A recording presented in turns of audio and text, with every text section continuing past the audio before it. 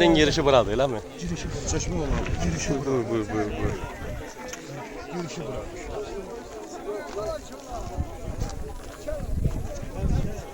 Hayır. Hakan'la niye böyle giyeceğiz? Ya başınıza oynuyor ya da başınıza. Bu da o. Salam melek. Hoş geldin. Salam melek. Yaxşı ki gəlmisiniz, 20 kişi qalmadı.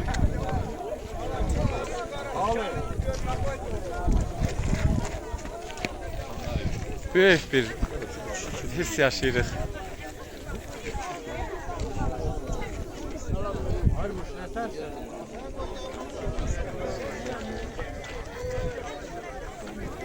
Bu da Kəbəşli qardaşdır.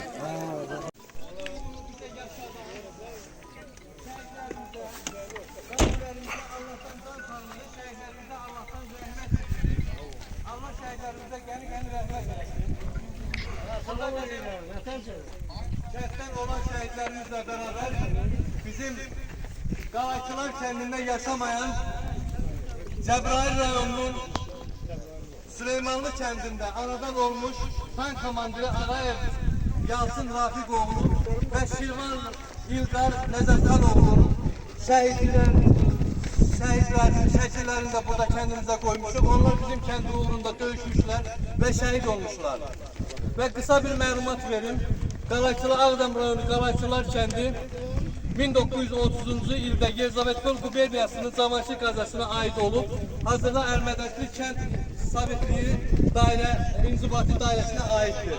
İşğala qədər 1470 nəfər əhalisi olub ve 1993 il 16 iyulda işgal oldu Ermeniler tarafından. Dəfələrlə kənd sakinlərinin və milli ordu qüvvələrinin Ermeni işgalçılarının hücumlarını dəf edilmesine bakmayarak 16 iyulda kendimiz qeyri-bərabər döyüşdə məğlub yox, işgal oldu Ermeniler tarafından.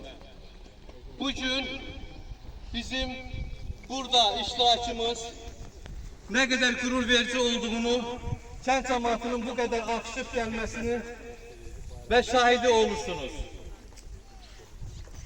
Bunun için yine Allah'tan prezidentimize ve onun kurduğu, yarattığı Azerbaycan ordusuna bütün halkımız adından daimi teşekkürümüz, daimi minnettarlığımız var. Bizim şimdi burada çok vaktinizi almayıp havanın isti olduğu için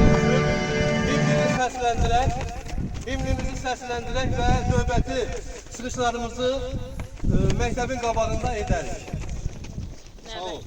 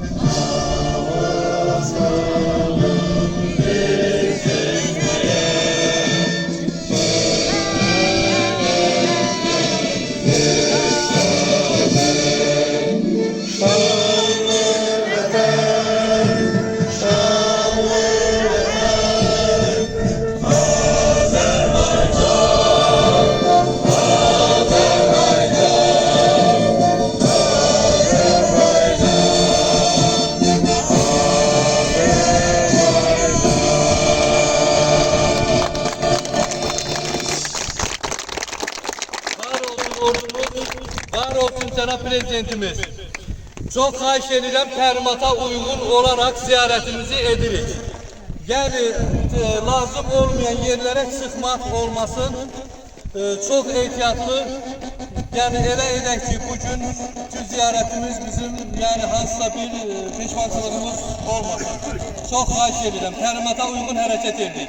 Təlimata bütün qruplarda atmışam, hamı oxuyubdu, hamı üçün aydındır. Çok sağ olun, təşəkkür edirəm. Növbəti yerdə məktəbimizdə qabağında görüşmək üçün. Bir kəlmə deyim, bir kəlmə. Hamınızı salamlayıram. Bu görüş, bu salam adi görüşlerden değil. Bu elinle olan görüştür. Elə bir səslə qışqırmaq istəyirəm ki, səsimi bütün dünya eşitsin. Bütün dünya eşitsin. Biz artık qaçqın deyilik. Bizim kendimiz var. Bizim elimiz var. Bizim fikri cemaatimiz var. Vay narahat gedən ruhlar da eşitsin benim sesimi. Bu dünyadan narahat gedən ruhlarımız da eşitsin. Biz kendimizdeyiz.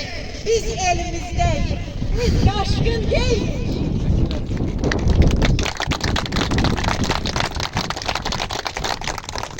Değerli dostlar, əziz izləyicilərimiz, hal-hazırda Ağdam rayon Qalaçılar kəndindəyik və tədbir bu günlərin məhz orta məktəbi olmuş. Qalaçılar kənd tam orta məktəbin ərazisində keçiriləcək. Bu günləri Qalaçılar kənd cəmaatı bir qismi belə deyək də, bir qismi, yəni tam olaraq yox, bir qismi gəliblər. Burada görüş keçirdilər. Allah kömək olsun bugünkü günün tədbirin təşkilatçılarına.